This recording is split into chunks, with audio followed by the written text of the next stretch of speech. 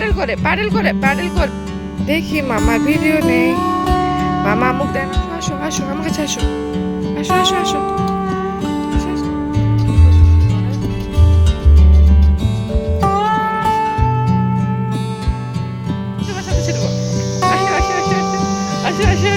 জানেন, আমেরিকাতে লোকজন গরমের সময় বিভিন্ন ধরনের অ্যাক্টিভিটি করে, বাট এই দিন আমি কিছু অদ্ভুত ধরনের অ্যাক্টিভিটি করতে দেখেছিলাম, তাও আবার কিছু বয়স্ক লোকজনকে। হাই, আমি সহেলি। আপনারা সবাই কেমন আছেন? আশা করি সবাই খুব ভালো আছেন। তো আজ আমি আবারও আমার একটু পুরোনো দিনের একটি ব্লগ শেয়ার করছি আপনাদের সাথে। তো প্রথমে দেখাই আমার ব্যালকনির এই পিন হুইলগুলো। আমি জাস্ট সেই টাইমে রিসেন্ট এটি কিনেছিলাম। এই দিনটি ছিল ফ্রাইডে আর তারিখটি ছিল 18 জুলাই।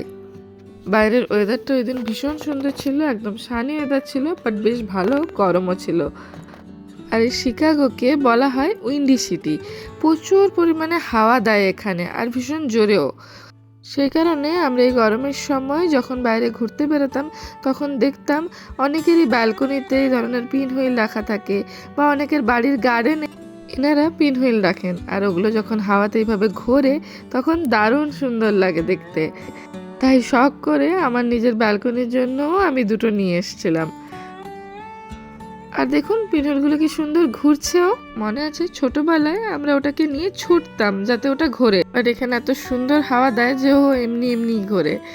তো যাই হোক, এই দিন আমরা অ্যাকচুয়ালি বেরোচ্ছিলাম আমাদের বাড়ির একদম পাশেই ব্রাসেল স্যুট বলে একটি জায়গায়। তখন ঘড়িতে প্রায় ওই 4টা সাড়ে 4টা মতো বেজেছিল, কিন্তু বাইরটাতে একদম কটকটে রোদ ছিল তখনও। আপনাদের তো আগেই বলেছিলাম যে সামারের সময় এখানে রাত্রি 8:30 অবধি পুরোপুরি আলো থাকে।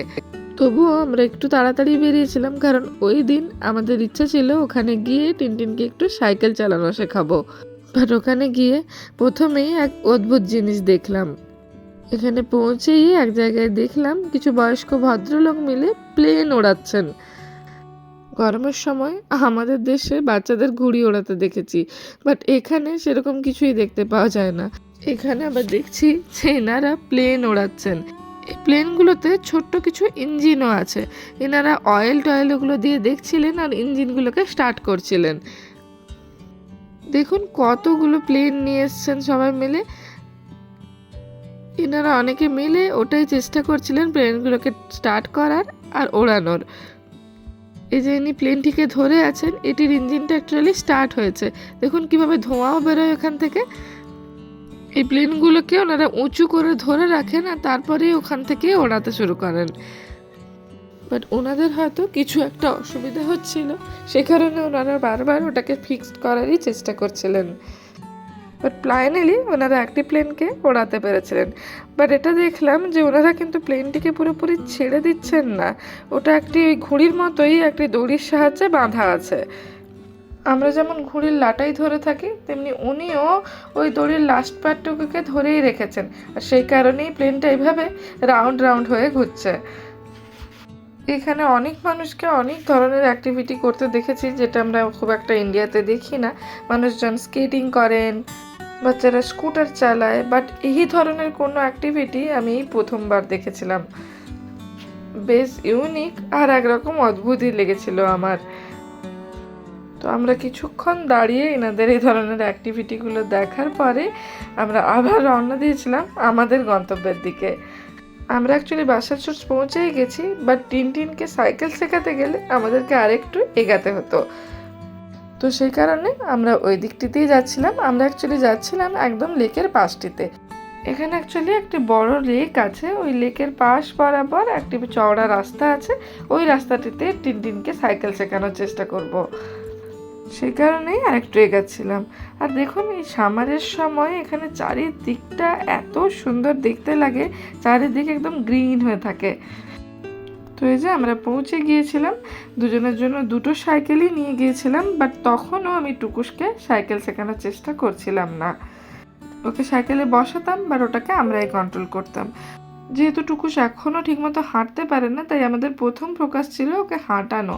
সাইকেল পরে শেখা যাবে, কিন্তু টিনটিনকে চেষ্টা করছিলাম সাইকেলটা শেখানোর, যাতে ও নিজে থেকে হ্যান্ডেলটা কন্ট্রোল করতে পারে, নিজে থেকে প্যাডেলটা করতে পারে। একটু একটু শিখেও ছিল, বাট বেশ ভয় পেত চালাতে। সেই কারণেই ওকে ওখানে নিয়ে যাওয়া। বড় জায়গা পাবে, বড় স্পেস পাবে, হয়তো ভালো চালাতে পারবে। কিন্তু দেখুন না, এখানে ধুম করে পড়েছিল। আমার মনে আছে আমি প্রথম সাইকেল শিখেছিলাম ক্লাস 5-এ যখন পড়ি। আর তখন সবাই বলতো যে সাইকেল শিখতে গেলে একটুখানি পড়তেই হয়, তবেই সাইকেল শেখা যায়। আর এখন এদেরকে দেখুন, এরা ট্রাই সাইকেল চালাচ্ছে, তাও আবার পড়েও যাচ্ছে। আর এবার দেখুন কাণ্ড। শোনো, সাইকেল নিয়ে আসো না বাবা। আসো আসো আসো, আমার কাছে আসো। আসো আসো আসো আসো আসো আসো আসো আসো আসো আসো। হ্যাঁ আসো আসো। কোথায় যাচ্ছিস? আয় এদিকে, আয় সোজা সোজা সোজা সোজা সোজা, আয় আয় আয় আয় আয় সোজা। গুড গুড, আরেকটু আরেকটু আরেকটু, আসো আসো আসো আসো আসো বাবা, চালিয়ে চালিয়ে চালিয়ে চালিয়ে।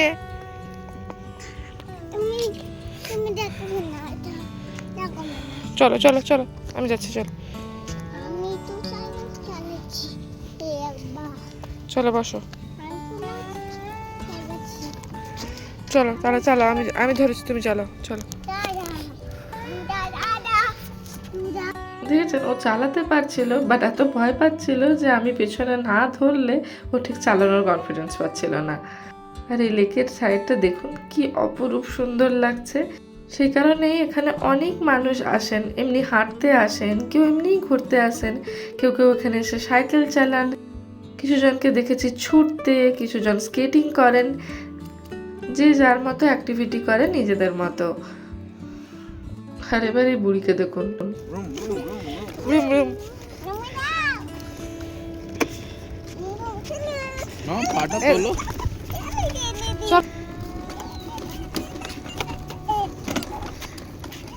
পাপা চলে যেতে। টুকু বুড়ির আবার এই সাইকেলে বসে বসে ভালো লাগছিল না, সে কারণে বারবার বলছিল নামিয়ে দেবে, নামিয়ে দাও। কিন্তু তবুও আমরা সাইকেলে ওকে বসিয়ে ঘোরাই, যাতে ওর একটুখানি হলেও অভ্যেসটা হয়। এখানে আবার লেকের উপর দিয়ে একটা ছোট্ট ব্রিজও ছিল, বেশ সুন্দর লাগছিল এই ব্রিজটা দিয়ে হাঁটতে। দেখো মামা, দেখো ভাই কিরকম সাইকেল চালাচ্ছে। আর ওই দিকে দেখুন কয়েকজন বোটে করে ছিপ ফেলছেন ওইখানে। এখানে মানুষজন এই লেকে মাছও ধরতে পারেন, বা তার জন্য লাইসেন্স করাতে হয়। আর এই যে বোটটাতে ওনারা গেছেন, এই বোটটা কিন্তু ওনারা নিজেরাই বাড়ি থেকে নিয়ে এসছেন। এখানে মানুষজনের কাছে এরকম নিজেদের পার্সোনাল বোট, জেট স্কি, বড় বড় বোটও থাকে জানেন। প্রথম প্রথম আমার বেশ অবাক লাগতো যে এত বড় লেক, মানুষের ইন্টারেস্টও আছে বোটিং করার, তো এখানে তো একটা বোটিং এর ব্যবস্থা থাকতেই পারতো, লোকজন ইনকামও করতে পারতো। বাট এখানে তেমন কিছুই হয় না। একদম যে থাকে না তা নয়, কিছু কিছু জায়গায় থাকে, বাট ম্যাক্সিমাম জায়গাতেই থাকে না। আপনাকে লেকের মধ্যে যেতে হলে নিজের পার্সোনাল বোটই আনতে হবে। আর এই বুড়িকে দেখুন, আর সাইকেলে বসে বসে বোর হয়ে গেছে, ও কিছুতেই আর চাইছিল না বসতে, ও খালি বারবার বলছিল যে আমাকে নামিয়ে দাও, আমাকে নামিয়ে দাও। আর দেখছেন কত মানুষজন এমনি ঘুরতে এসছেন, কিছু পেটকে নিয়ে এসছেন, কিছুজন সাইকেল চালাচ্ছেন, কিছুজন আবার স্কেটিংও করছেন। বেশ ভালো লাগে এই ব্যাপারটা দেখে যে এখানে মানুষজন নিজেদের মতো করেই ব্যস্ত থাকেন। এনারা খুব বেশি সোশ্যাল হন না আমাদের মতো, যে সবাই মিলে একসাথে গল্প করছে, আড্ডা দিচ্ছে, এই ধরনের জিনিস আমি এনাদের মধ্যে দেখিনি। বাট এনারা এই সামারের সময় এলে দেখেছি বিভিন্ন ধরনের অ্যাক্টিভিটি করেন, নিজেদের মতো করে নিজেরা খুশি থাকেন। আর দেখুন এখানে এই জংলি ফুলগুলোও কি সুন্দর দেখতে। এই ছোট ছোট ফুলগুলোকে দেখতে এত সুন্দর লাগছিল যে তখন ভিডিও করে রেখেছিলাম। এই গরমের সময় এখানে এই হাঁসগুলিকে ভীষণ দেখতে পাওয়া যায়, এগুলোকে কানাডিয়ান গ্রুজ বলে। এখন তো তাও কম ছিল, নাহলে পুরো মাঠটা ভর্তি হয়ে যায় এই হাঁসগুলোতে জানেন। এই বুড়ো মাঝে মাঝে একবার ট্রাইও করছেন, মাঝে মাঝে পালিয়ে আসছেন। এই দিন একে নিয়ে আমাদের নাজেহাল অবস্থা হয়েছিল। আর এই দিন আবার বেশ ভালো গরমও ছিল। প্যাডেল করে প্যাডেল করে প্যাডেল করে, বাবা বাবা প্লিজ, বাবা প্লিজ বসো বসো বাবা। টুকটাক একটু একটু শিখেছিল বটে, বাট তখনও হ্যান্ডেল কন্ট্রোলগুলো পুরোপুরি এসেছিল না, আর খুব একটা চালাতে চাইছিল না। সে কারণে আর জোর না করে আমরা সবকিছু গুছগাছ করে বেরিয়ে গেলাম। আর যেহেতু বেশ ভালো গরম ছিল, সে কারণে রোদে আর বেশি ঘোরাঘুরি করিনি। গরমের সময় এখানে কিন্তু ভালোই গরম পড়ে, জানেন, মাঝে মাঝে 35 ডিগ্রির কাছাকাছিও টেম্পারেচার চলে যায়। আর এই দেখুন সামনে বেশ কয়েকজন লোকজনকে দেখতে পাওয়া যাচ্ছে। এনারা অ্যাকচুয়ালি এখানে এসেছিলেন ম্যারাথনের জন্য।